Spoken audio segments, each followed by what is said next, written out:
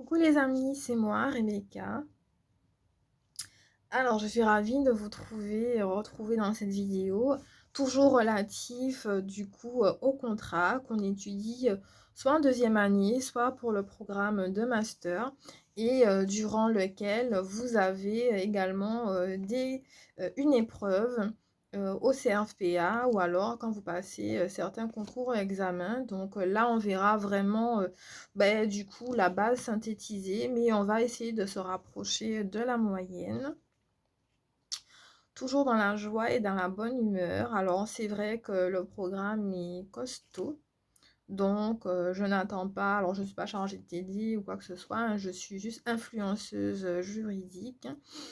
Et c'est vrai qu'il n'y a pas la partie que événementielle, il y a aussi la partie de l'iceberg qui est cachée derrière.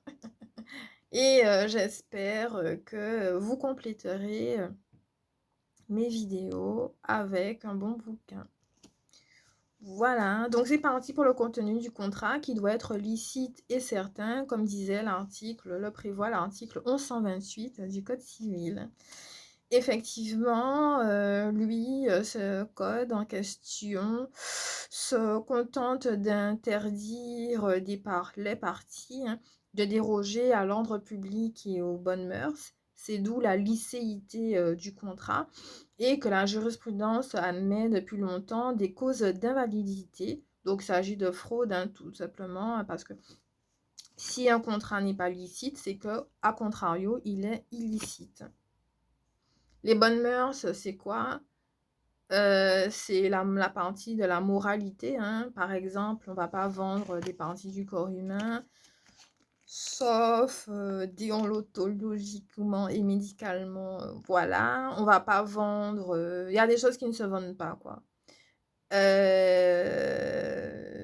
Voilà. Ensuite, l'ordre public, c'est un peu ce qu'on utilise avec la reine Benjamin de 1933 en droit administratif. C'est un petit peu la même chose avec la santé, la sécurité et la salubrité. Et donc, on s'attend à une certaine tranquillité également. On ne va pas contracter un contrat qui nuirait en gros à l'intérêt général ou à la société. Donc ça, c'est d'un point de vue terminologique. Un point de vue terminologique qui existe depuis des siècles, depuis la codification de 1804, et que on le sait très bien, la cause du contrat a disparu, mais bon, ça, c'est pas non plus vraiment l'objet de cette vidéo. L'ordonnance, voilà, donc a supprimé, donc 1128, voilà. Donc vous avez parfois le contenu, ça veut dire aussi les stipulations ou le but du contrat. 1162, le contenu ou le but du contrat. Qu'est-ce qu'il veut dire? Sur quoi il se repose? Quel est son intérêt, en fait, finalement? Ok, donc après, vous avez cette notion de subjectivité. On conclut de façon subjective et on peut conclure de façon subjective. La responsabilité, elle est objective. On a vu la responsabilité objective. Et là, ça n'est pas vraiment... Parce qu'après, on peut se dire, si c'est illicite, est-ce que le fait qu'on ait conclu subjectivement entraînera une responsabilité objective? Voilà, pas forcément, mais plus oui que non. Bref, donc c'est un petit peu la base, un peu notamment qu'on parle en cas pratique, donc la liberté contractuelle qui, elle, ne permet pas de déroger aux règles qui intéressent l'ordre public.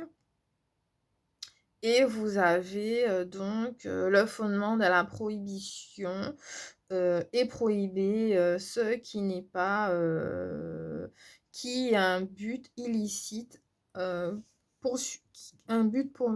illicite poursuivi.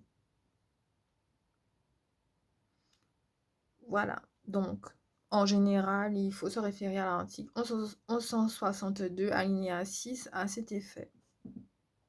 L'ordre public général, lui, a un caractère avec une nullité absolue. Une nullité absolue se distingue d'une nullité relative. Absolue, ça veut dire dans sa totalité que le contrat sera nul et non avenu, tandis que relative, lui, ça repose sur des éléments subjectifs, alors la nullité sera partielle. Voilà la grande différence, et donc l'intérêt général est codifié à l'article 1179, alinéa 1er du Code civil. Voilà. L'ordre public, oui. Donc,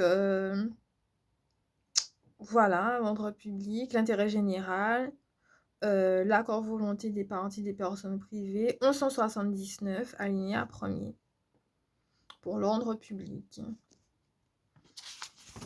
Voilà, donc après, c'est pas la peine non plus de trop s'étendre à ce sujet, mais bon, sachez que il faut un contenu licite, et cette licité suppose, comme je vous avais dit, les choses commercialisables.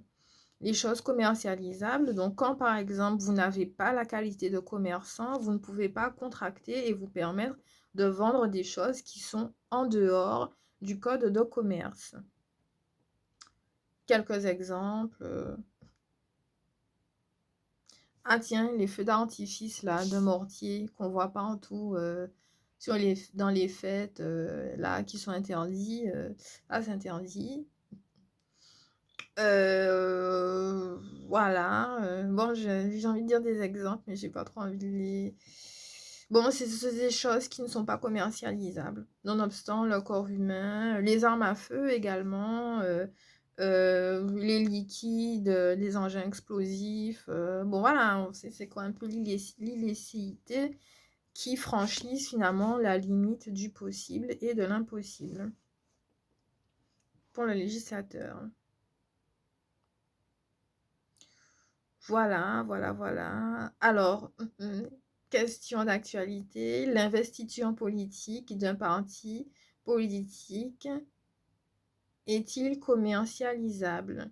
L'étiquette du parti est-il commercialisable?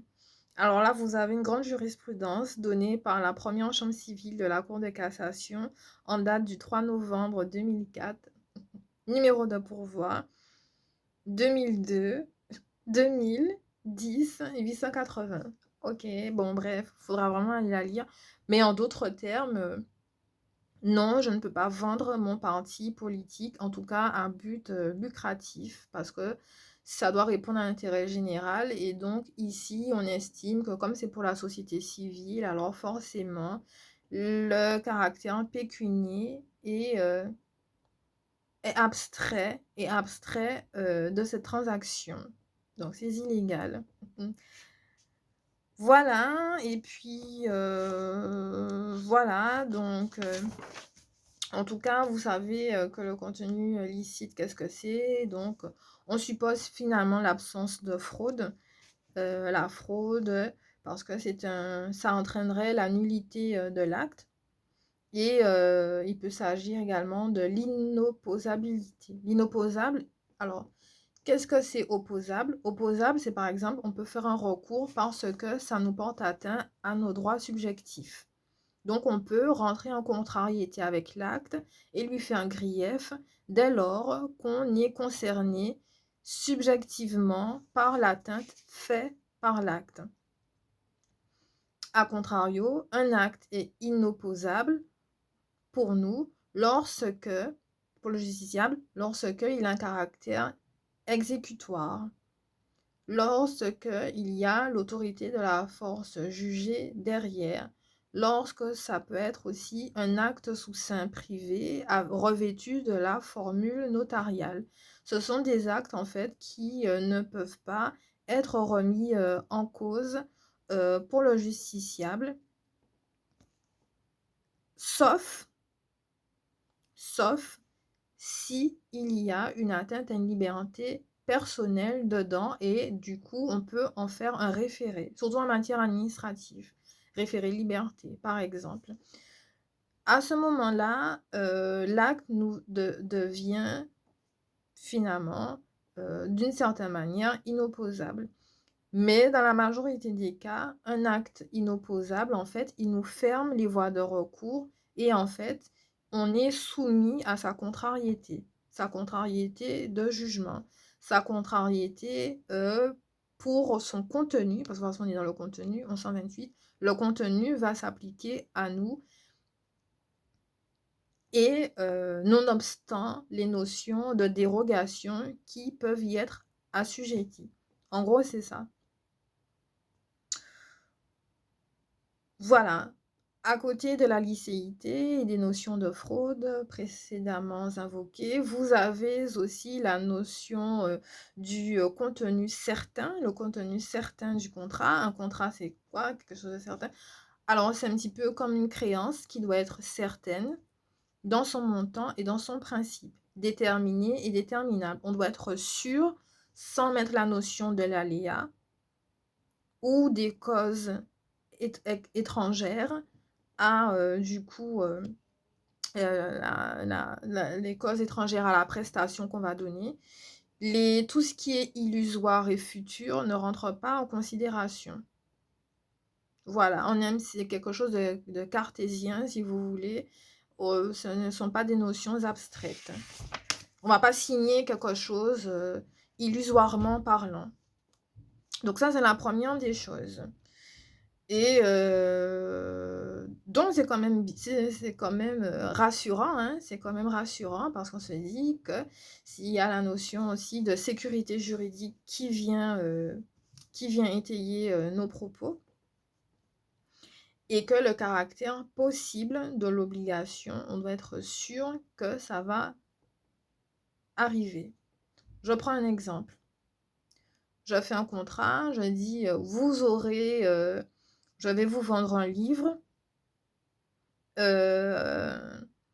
le 31 décembre. On dit, mais excusez-moi, dans vos conditions générales de vente, le 31 décembre, ce n'est pas une date certaine, mais c'est une date incertaine parce que c'est un jour férié ou chômé. Alors, arrêt Chronopost, on sait que la livraison de la prestation ne sera pas possible. Donc forcément, ça va entraîner une incertitude sur la condition du contrat. On va dire post-étative, etc. Mais voilà, on sait que forcément, ça ne va pas arriver. Vous voyez, c'est un petit peu ça, cette notion. Et on se place toujours au jour de la conclusion du contrat. Lui, le juge, il se place après, a posteriori de la conclusion du contrat pour finalement relater des conditions de fond et de forme relatives à la nullité. Mais le co-contractant, lui qui a fait conventionnellement avec les parties le contrat, se place au jour de sa conclusion. Voilà. Donc, parce qu'en fait, les conséquences, elles ne sont pas... elles sont quand même assez importantes, en fait. Parce qu'on peut se dire aussi que si jamais la condition incertaine devrait survenir, ça veut dire que derrière, il y a tout le régime, je parle de régime, hein, je ne parle pas des effets, je dis derrière, il y a tout le régime des nullités qui va s'actionner. Ça veut dire qu'il y aura une inexécution. Je voulais réaliser une prestation, mais elle était incertaine. Donc, est-ce que c'est ma faute? Ben oui, parce qu'on vous a dit qu'il fallait que la condition soit certaine. Donc, vous n'avez pas rempli votre obligation parce que justement, elle n'a pas pu être exécutée. Donc, on sait que l'inexécution entraîne derrière le régime de nullité. Voilà. Donc, autant faire attention dès le départ. C'est ça, donc tac tac. Article 128, existence de la prestation. Voilà, donc ça c'est la première des choses. Donc la prestation future prévue par l'article 163 est prohibée, alinéa première. L'obligation a pour objet une prestation présente. Et les futurs, c'est vraiment sous condition. C'est vraiment sous condition. Il faut vraiment faire attention. En général, futur, on peut prendre l'exemple des cessions. Après, on n'a pas encore fait les RGO ou le droit des affaires, tout ça, hein, mais en gros, en général, c'est ça. Les cessions, je viens d'en réfléchir. Ah oui, les cessions, la vente d'une vente. On vend quelque chose qui a déjà été vendu. Mais on s'était accordé sur le jour de la vente, mais le jour de la deuxième vente, on ne le savait pas. Bref, du coup, l'article 1321 alinéa 1er prévoit ce régime concernant les obligations futures à réaliser.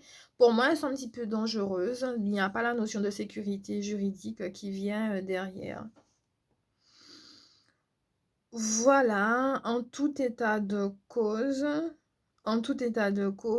la nullité sera relative lorsqu'elle a l'indétermination de l'objet. Donc, la nullité était initialement une nullité absolue, car il manquait un élément essentiel du contrat, mais que c'était été considéré comme un vice plutôt grave. Et depuis, il y a une évolution jurisprudentielle à ce sujet. Donc, quand vous avez une nullité sur un objet incertain, l'objet certain, c'est une nullité relative. Voilà, relative.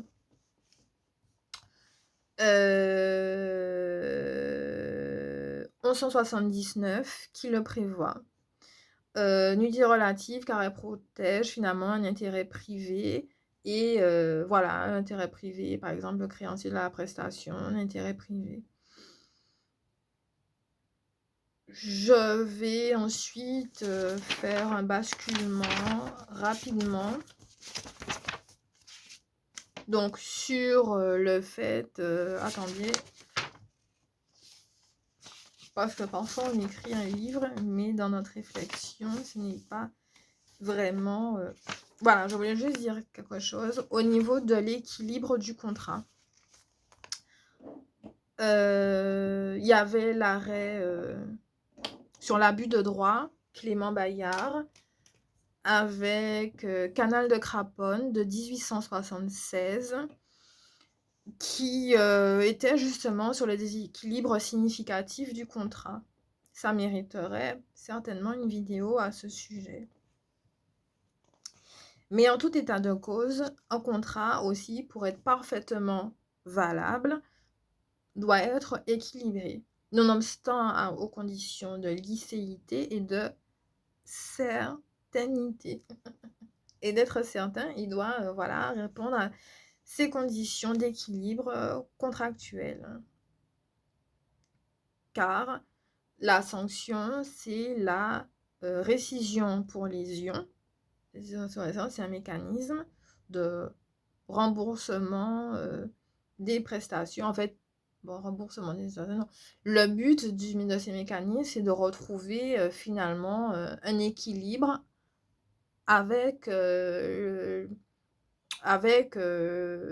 parties, quoi. Voilà, tout simplement.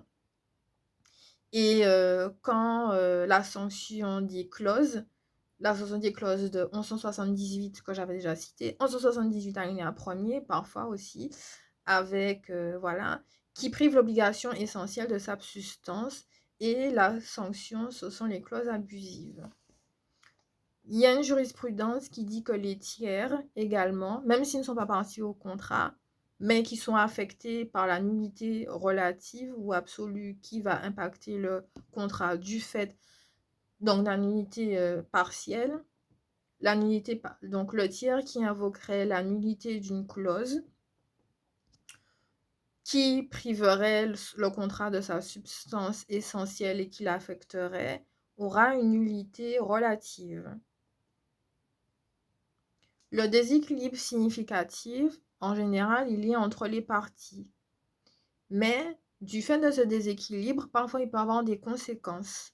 Et ces conséquences, elles sont attitrées, elles touchent le tiers. Et le tiers, lui, il peut l'invoquer. De mémoire, il me semble que ce sont les jurisprudences Boutchop et Bois-Rouge qui l'invoquent.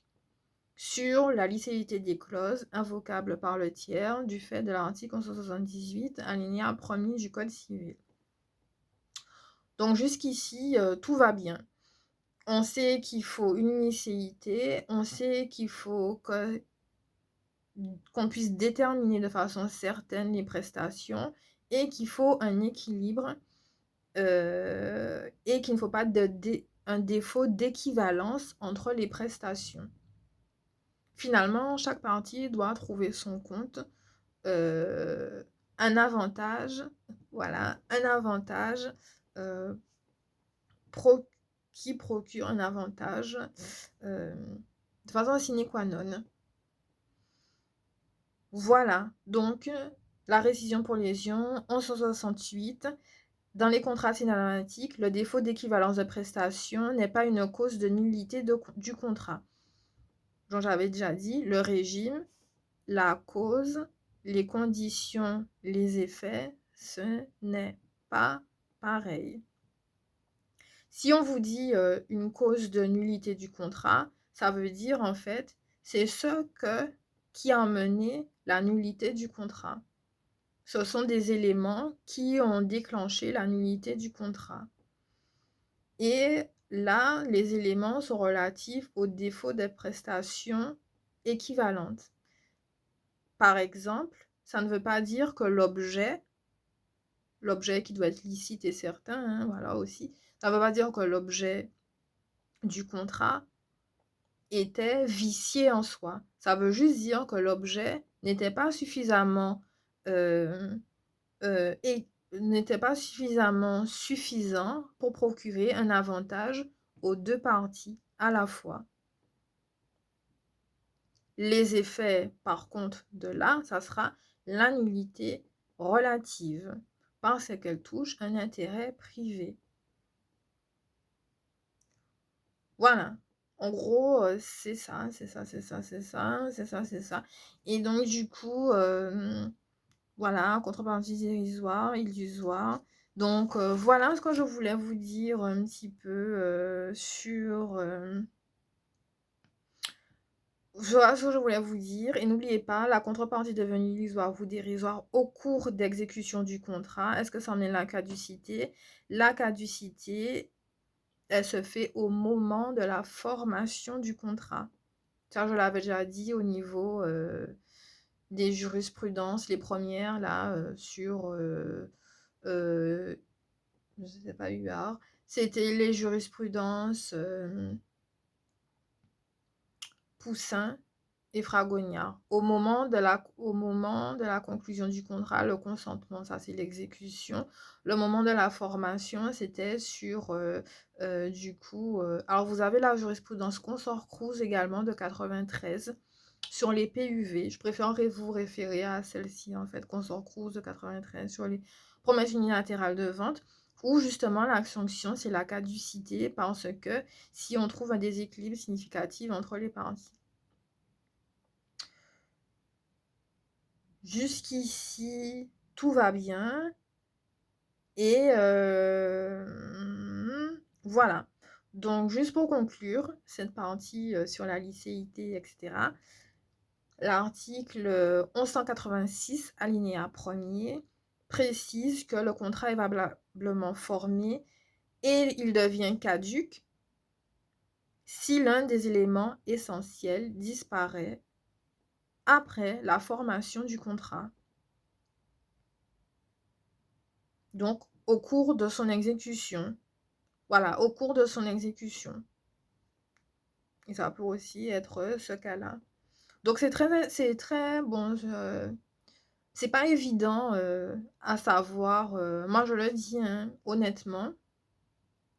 Je le dis honnêtement. On ne sait pas forcément tout le temps à quel moment c'est une caducité, à quel moment c'est une résiliation, à quel moment c'est une résolution, voilà. Donc, il faut toujours se dire, est-ce qu'on est au moment de la formation du contrat, donc au moment de l'échange des consentements qui le formalise, ou alors est-ce qu'on se place au moment de son exécution, ça veut dire que le formalise a déjà été fait et que l'obligation de faire est en cours d'exécution, voilà, mais n'a pas pu s'exécuter, soit parce que l'objet est devenu incertain et illicite, ou soit la contrepartie est devenue dérisoire. Donc là, je pense que vaut mieux que je fasse la vidéo sur Canal de Craponne 1878 et l'abus de droit, Clément Bayard, parce que comme ça, vous allez mieux comprendre, par exemple, notamment en termes de clause d'indexation, parce qu'on avait dit que le prix doit être déterminé et déterminable. Mais par exemple, si on met une clause d'indexation qui est prévue, qui n'est pas prévue conventionnellement, mais par le législateur. C'est comme le prix de l'essence, le prix de l'essence, lui, il est prévu par le législateur. Donc, si vous mettez dans votre contrat, oui, le kilométrage, on va mettre ça va se chiffrer à ça, ça ne sera pas de votre propre volonté des parties, même si conventionnellement, vous allez l'écrire. Mais ce prix sera valable par une loi ou un règlement. À ce moment-là, si vous reveniez sur ces conditions, ça peut entraîner la caducité et pas forcément la résolution ou la résiliation. Vous voyez un petit peu? Parce que objectivement, ce n'était pas de votre propre fait. Voilà. Et voilà, donc là, voilà, donc voilà, donc clause d'indexation, effectivement, une partie paie plus que l'autre, alors que dans le contrat, elle n'avait pas prévu que le prix allait être assujetti à une inflation. Cette augmentation du prix ne résulte pas de la volonté des parties, mais du législateur, parce que c'est lui qui a décidé d'augmenter le plafonnement du prix. Le prix à la pompe, par exemple. Tout simplement. Et à ce moment-là, vous pourrez invoquer la caducité du contrat en arguant que la contrepartie est devenue dérisoire. La nullité sera relative et ce n'est pas la peine forcément à ce moment d'invoquer la récision pour lésion, parce que la récision pour lésion, ça veut dire que une partie avait quand même connaissance qu'elle allait léser l'autre. Elle savait que du fait qu'elle allait mettre volontairement un prix très élevé, alors qu'elle savait que son contractant était insolvable, que le débiteur à l'obligation ne pouvait pas remplir correctement son obligation de payer, son obligation à la dette, alors à ce moment-là, la récision pour lésion, dans le cas de l'indexation du prix, ne va pas forcément s'appliquer. Ok, donc j'espère que cette vidéo vous a plu. Et là, maintenant qu'on a fini avec le contenu du contrat, je vais faire rapidement Canal de Craponne de 1876 avec la jurisprudence Clément Bayard. Et enfin, en dernier lieu, nous allons faire la forme du contrat. Et ça va nous permettre, donc, du coup, ça va nous permettre de pouvoir carrément boucler déjà les grandes parties affiliées au droit du contrat. Il nous restera très peu de choses à voir, notamment approfondir sur l'exécution du contrat et son inexécution contractuelle, et de voir après les sanctions qui seront applicables, donc les fameuses nullités, la résiliation, tenant à des conditions de fond ou de forme. Voilà, à très vite.